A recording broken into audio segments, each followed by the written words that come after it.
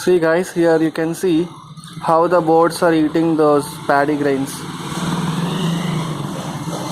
Just they will eat the rice itself and they will throw the rice husk down there. In ancient days, people used to hang the paddies for the birds.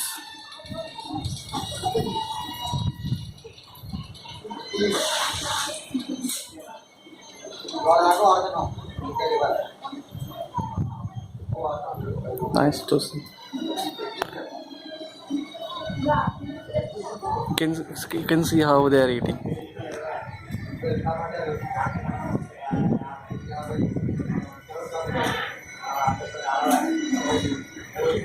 And they will eat and they will just throw the rice husk down there. That's all. You can notice.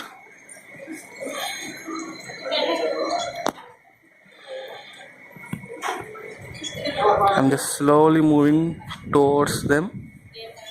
Let's see.